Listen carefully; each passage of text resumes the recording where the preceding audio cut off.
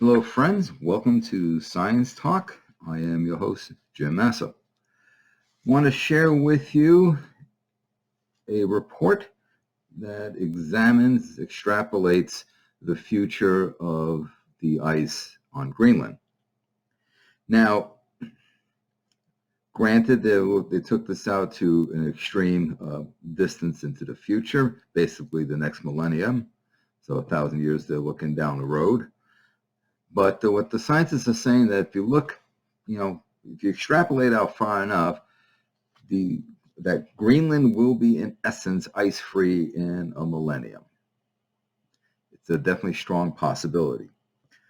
And of course, if that were to happen, then the sea levels will have risen considerably in that interim. So the report that was performed by U.S. scientists, including some folks from my old stomping grounds. U.S. scientists have just established that the long-term future may bring an ice-free Greenland if melting continues at the current rate.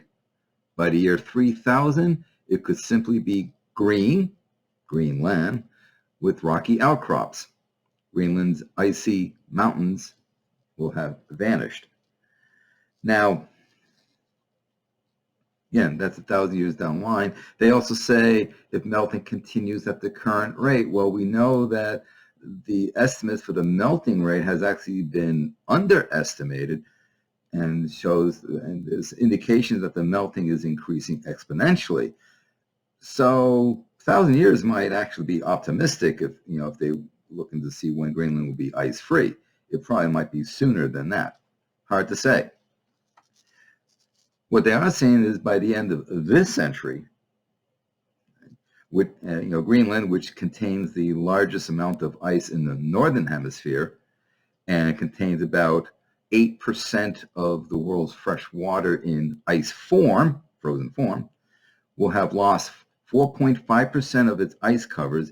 Sea levels will have risen by up to 33 centimeters, which, for folks not familiar with the metric system, that's a little over a foot. If melting continues and humans don't change their habits when it comes to burning fossil fuels and gaining their energy sources, then they're saying that by 1,000 years at the most in the future, all the ice will have melted and put into the sea. So, interesting. Melting in Greenland by more than 7 meters will inundate Miami, Los Angeles, New Orleans, Copenhagen, Shanghai. You probably add New York City as well, and Boston. So how Greenland will look in the future in a couple of 100 years or in 1,000 years, whether there will be Greenland or at least a Greenland similar to today, it's up to us. This is a quote from Andy Ashwaubenon of the University of Alaska, Fairbanks, and of the Geophysical Institute.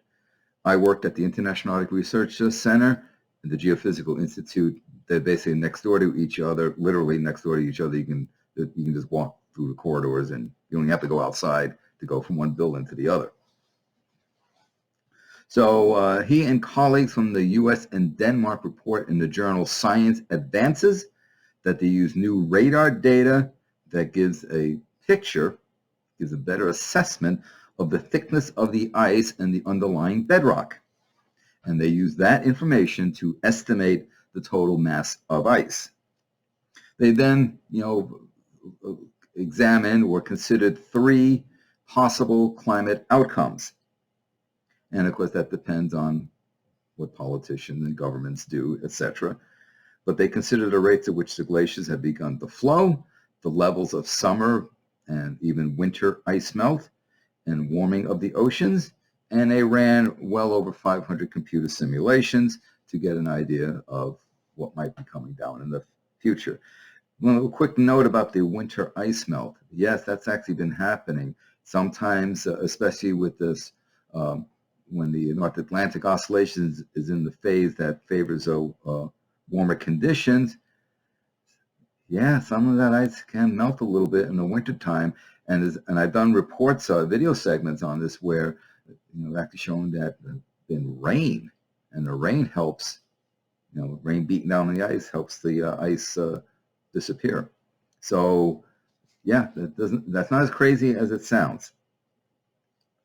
Researchers have been warning for years that the rate of ice loss in Greenland is accelerating. That's that exponential rate I alluded to earlier. Ice is being lost from the ice sheet surface, that's the top layer, in some places at such speed that the bedrock beneath is actually beginning to rise. Now, what they're referring to there is a process called isostatic rebound.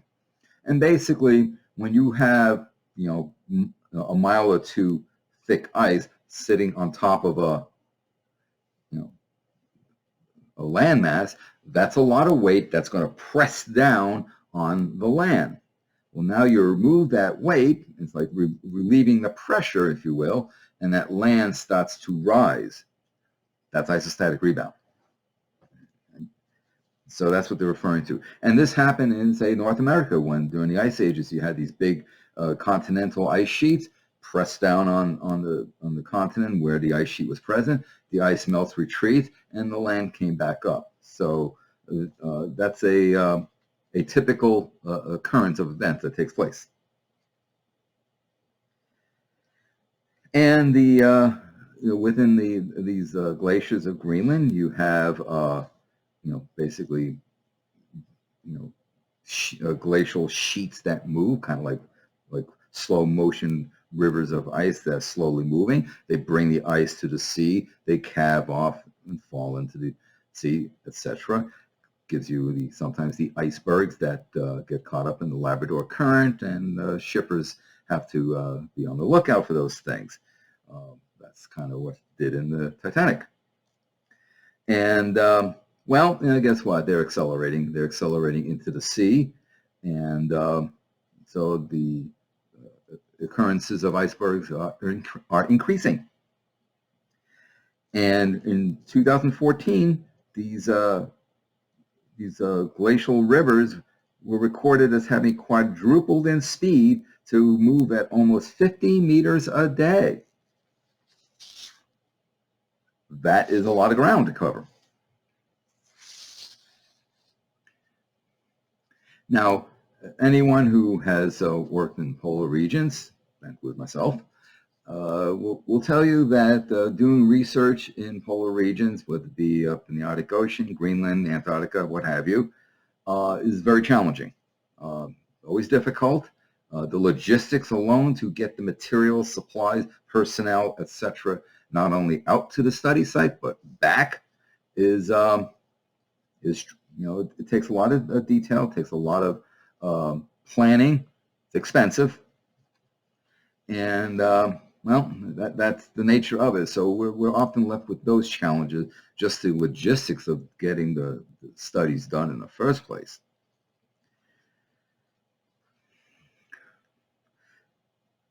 So this study by the UAF folks here is basically in agreement with other research, and the same computer simulations confirm that what happens depends ultimately on whether the world continues to keep burning fossil fuels. In other words, increase levels of greenhouse gases in the atmosphere. If CO2 emissions are sharply reduced, the scientists say, the picture changes. Instead, the island could lose only up to 25% of its ice cover by the end of this millennium, with a corresponding sea level rise of up to 1.88 meters versus some of the other more drastic projections and estimates of total sea level rise if all Greenland were to melt. Another less hopeful scenario foresees a loss of up to 57% and the sea level rise of up to 4.2 meters. In the worst case, the range of possible ice loss is from 72% to 100% of all the ice, with the oceans up higher by 7.3 meters or more. And that's just from Greenland alone, not even including Antarctica. So the researchers conclude following. We project that Greenland will very likely become ice-free within a millennium without substantial reduction in greenhouse gas emissions. And when that happens, you're then going to have rises in sea level.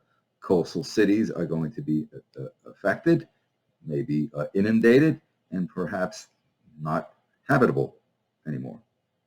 So definitely some dire possibilities looming on the horizon. Thank you for your time.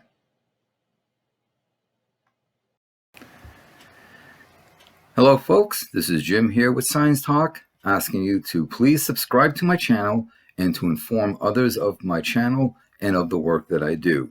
Please share to social media platforms that you use.